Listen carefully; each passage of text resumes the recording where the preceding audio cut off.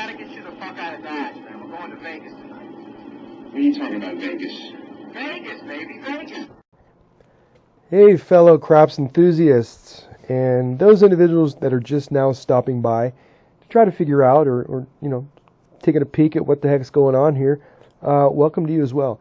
Anyway, my client didn't show up during my 10 o'clock session.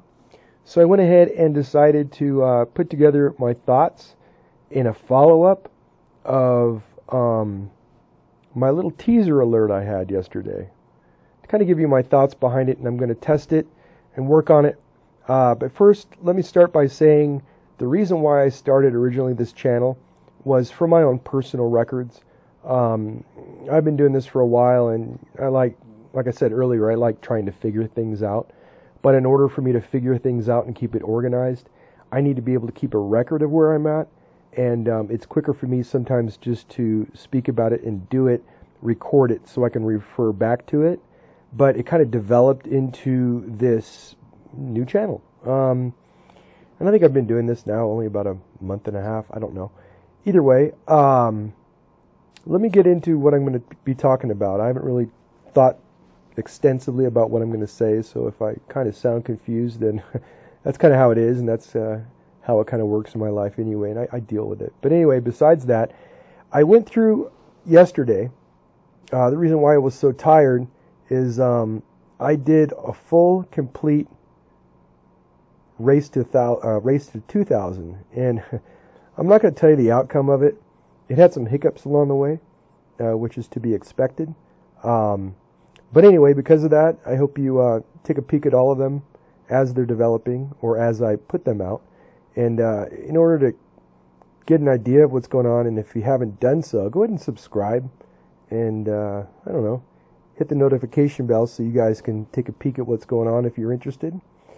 Having said that, I'm really not too interested in making money on YouTube. If it happens, it happens. If it doesn't, cool. If I can, if I can buy a pack of cigarettes a month, then that's cool. But I put a lot of time into this. And again, this is my exploration, and I'm just sharing it with you guys. So anyway, I went through and reviewed a great deal of the wins and losses that I had along the way. I'm trying to narrow it down to my 4 or 2. What I mean by that is 2 wins or 4 losses. And I think where I'm coming from with this is what I'm going to do here is this is the first time I've tried it. So what I'm going to do is follow through how I think my thoughts are and how this could be corrected. But in order for me to say it out loud for my own personal record and to share it with you, it includes running through at the very bottom tier as you've seen. And then following that on the second tier, or the 25 on the green machine level, I'm going to go ahead and only roll it for 2. If I don't get it in that 2, I'm going to reduce the odds of the loss, because I noticed in all of the other ones, a majority of my losses happened after the second roll. So by minimizing that, reducing my risk is going to be the result. The same thing is going to be true at the $100 level. All right. So instead of it being in that situation and going for 2, I'm going to only go for 1. Okay. And all of the losses I've seen, very rarely do I see them happening directly at the first roll, because I'm already at technically the second roll. And I say that because the first roll was needed to establish the point after the 7. Okay, so that's my thought behind it. So that's where I'm going to work it here. And after that, to reduce the risk, hey, you know what? If I have to wait for a 7 and start over, fine. Are there the same odds that a 7 can come in? Yeah. Are there the other 5, 6, 8, and 9 that have also the most combinations that could also come in? Absolutely. And that's where it kind of makes it more feasible versus, once again, the roulette. Somebody who's doing the stupid martingale system, which I do hate and despise for obvious reasons, but they're dealing with 2 numbers. All right. So if you're watching a roulette game, how often does that same number come up within 4 or 5 rolls? Of course, there are other numbers, but so that wasn't a good example. But either way, that's the game plan. All right. run it out at the 5s, go to the green machines, run it for 2 rolls, turn it off, wait for the 7, and then at the 100s, roll it 1 time, and if it doesn't hit, close it down and wait to minimize that risk. Okay, so that's my thought behind it, and so with that in mind, I'm 5 minutes into my explanation, and welcome to my teaser. So anyway, having said that, let's go ahead and do just a few of them. I might not, well, let's just see where I'm at. Let's just go with this. If it goes over 10 minutes, then you know what, it goes over 10 minutes. It's all whatever. This is my time, and I'm sharing it all with you guys. Okay, now we get to give it a shot. So I'm at the green machines, my quarters. See, as it is, it's already spun enough. I'm not going to use that as an excuse. I'm just going to go with, I don't want to think too much. Well, that's just what happens in my mind. So again, I'm going to hit it for 2. All right, I'm going to clear it out, revert back down to my 5s, hit it again, kind of race it out. Again, for those people that aren't aware, this isn't set up, of course, for a regular hardtop table, for obvious reasons, as you've seen. I'm not capping off the 5s. You know, this is a bubble crap. You know, if you're a gambler, you're going to have change in your pocket any way you look at it. So, hey, you know what?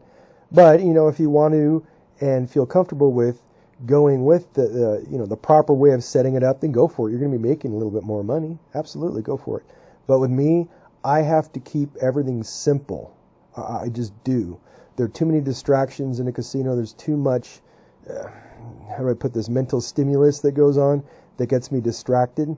And if you know about what happened in the Marine Corps, some things I just can't do anymore. And I just have to be cool with that. And that's why I've struggled to come up with a very simple possible solution to craps to make it easy for myself. And more importantly, or equally important, make it easy on the dealer. You know what? It's just a matter of having him turn off bets or taking down bets versus pressing this and you know, playing the hops bets and going through all this stuff that's going to create chaos for his world and chaos for yours. So anyway, I think it was at the 25s level. I don't know. I think I was. I don't know why I'm down. Either way.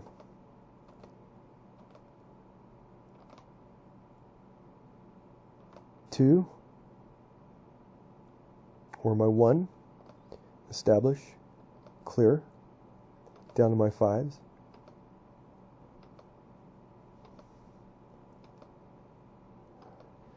I'm going to roll it out and try to get as many nickels as I can. Bring it on, guys. Get her done.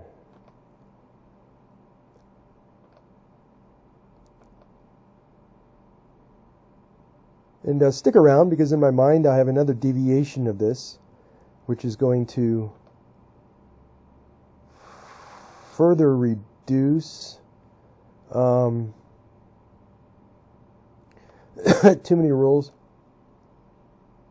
See? Too many rolls. And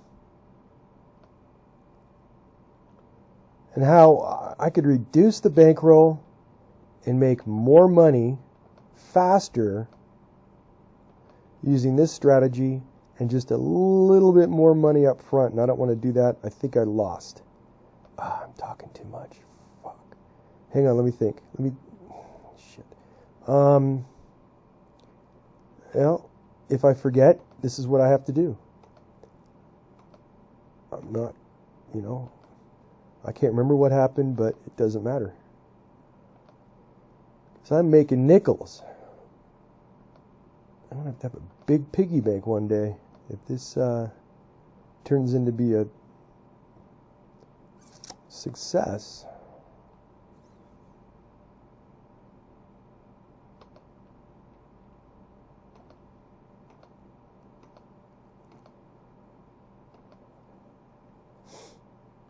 Here's my 1.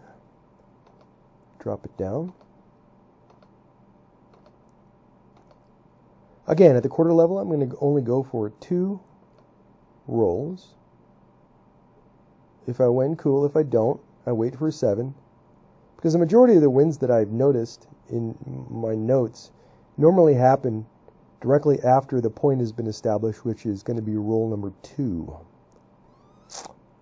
And with as many options as you have, you know, that can be achieved. You just have to have a little patience. Again, I can't remember where I was. I don't care.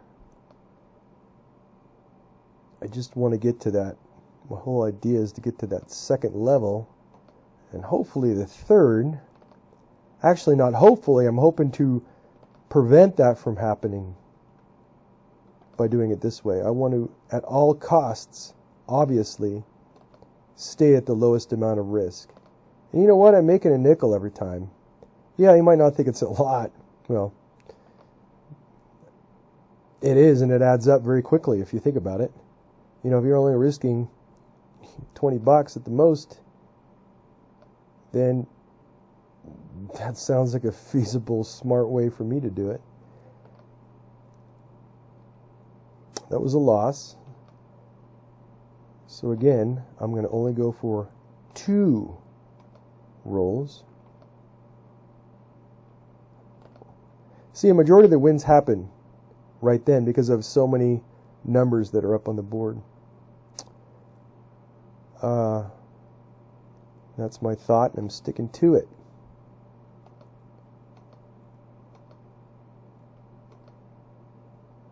Okay, I'm going to do just run these out, and then I'm going to end this video. I'm about at, or I'm a little bit over my 10-minute mark by a minute, but either way. So to prevent me from making that loss, I'm going to shut it down right now. I'm at $150. Okay, so that again was 10 minutes, about 45 minutes to an hour maybe a play. I think the bubble craps machine rolls every 30 seconds. I think that's what I remember.